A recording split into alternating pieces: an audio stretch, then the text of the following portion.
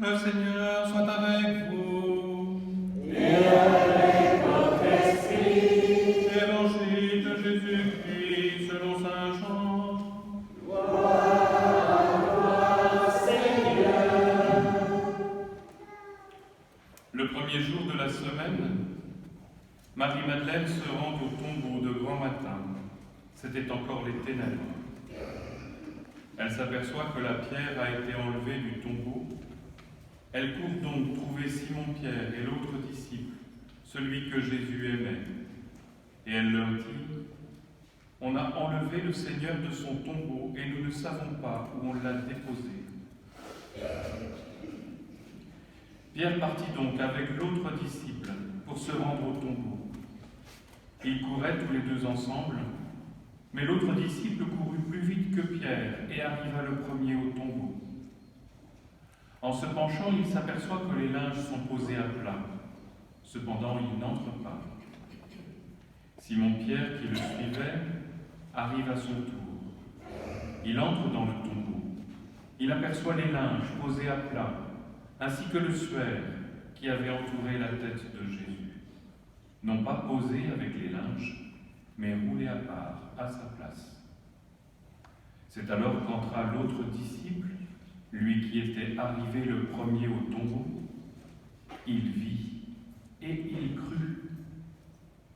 Jusque-là, en effet, les disciples n'avaient pas compris que selon l'Écriture, il fallait que Jésus ressuscite d'entre les morts.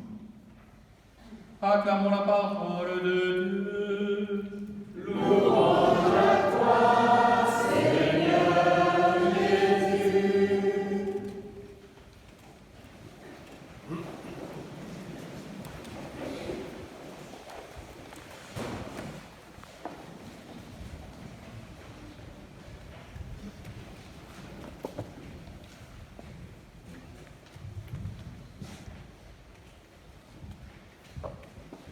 Elle s'appelait Marie-Madeleine.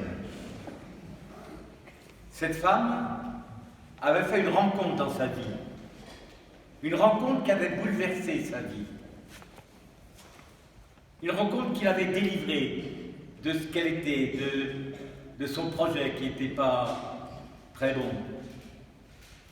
Et quand son Seigneur meurt, alors elle se souvient de lui. Elle se souvient de lui qu'on venait de crucifier. Alors voilà qu'elle part sur sa tombe. Et puis elle emmène 2 amis avec elle. En disant : venez avec moi. On va aller faire notre deuil près de lui. Alors ils y vont. Et puis elle arrive. Elle voit une pierre qui est roulée, de ces pierres qu'on voit bien en Palestine, dans les tombeaux, des grosses pierres qui bougent le tombeau. Et voilà qu'elle s'aperçoit que la pierre est roulée. Alors elle vient dire à ses 2 amis, les apôtres : mais venez, il n'est plus là. Qui l'a enlevé? Qu'est-ce qui se passe? Où on en est? Hier, il a été crucifié, mis au tombeau. Aujourd'hui, il n'est plus là. Alors, il y a un vide. Elle quête, oui peut-être, elle a vide. Vous savez, de ces vides qu'on connaît parfois dans nos vies. De ces vides qui viennent de ce doute de qu'est-ce que la vie, qu'est-ce que vivre. Lui qui était mon ami, il est mort. Qu'est-ce que la mort? C'est quoi? Alors, rappelons-nous cette phrase. Parce que Jésus, il a connu un peu ce vide.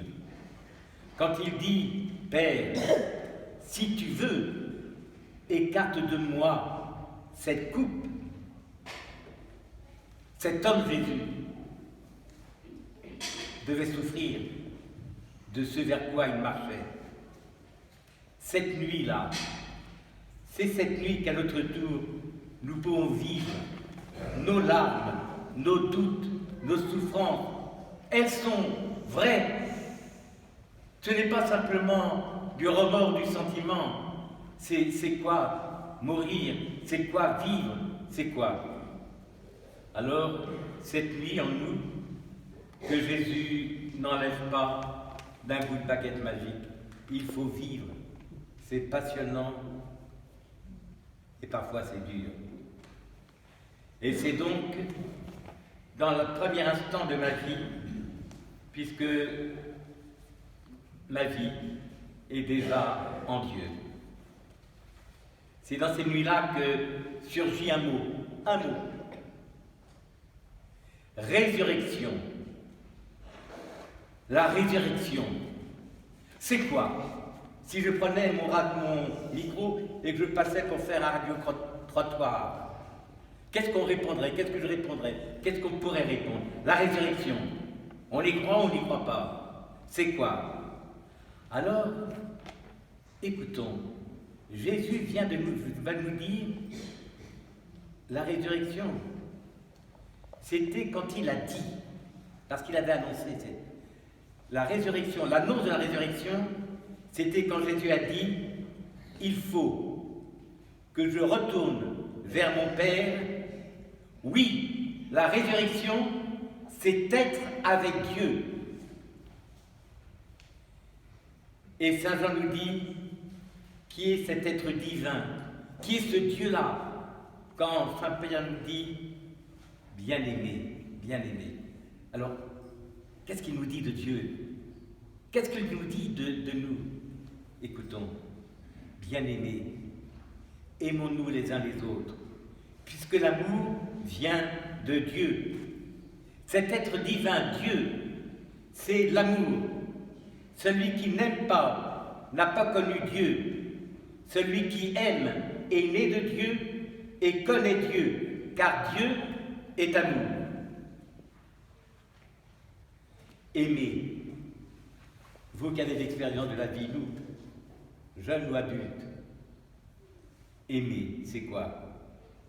Ce n'est pas simplement un sentiment, c'est tout donner. Le mot amour est ambigu toujours, on lui donne tellement de...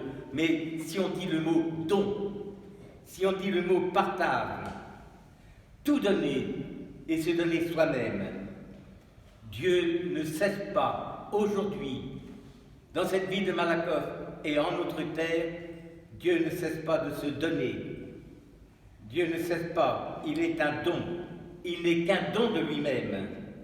Alors si Dieu se définit comme l'amour qui se donne, la résurrection, c'est être avec Dieu.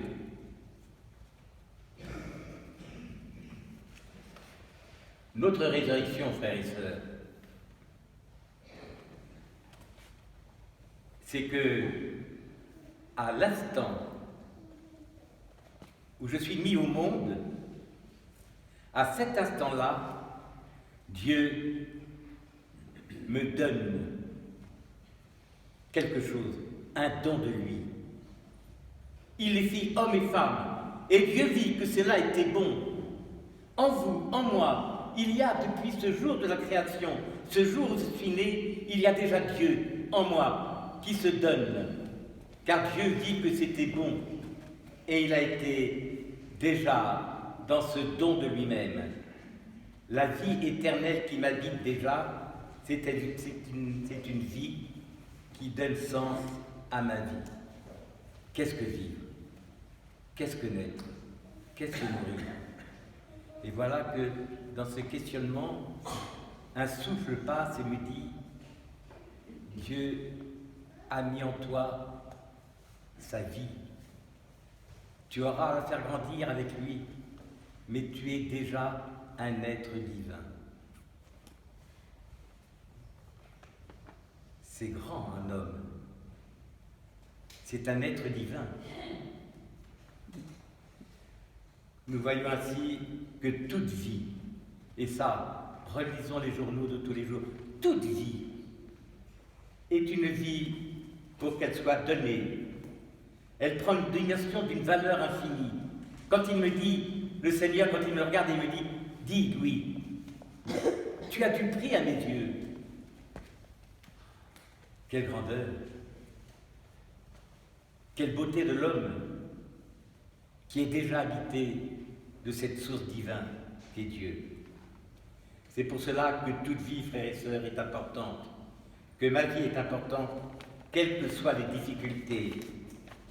Notre résurrection, votre résurrection, la mienne, n'est pas autre chose qu'être habité, transformé par cet amour infini de Dieu. Car être en Dieu, nous le sommes depuis le premier jour de notre vie. Être en Dieu n'est pas qu'une réalité après la mort.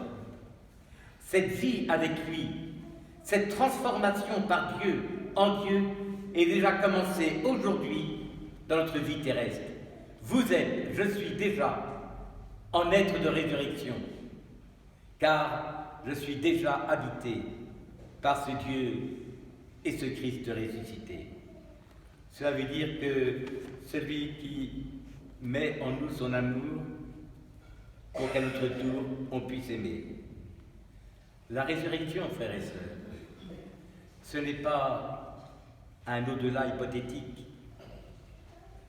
La résurrection, c'est quand, habité de l'Évangile, c'est quand je donne place à ce don de Dieu qu'il m'a fait en me mettant au monde.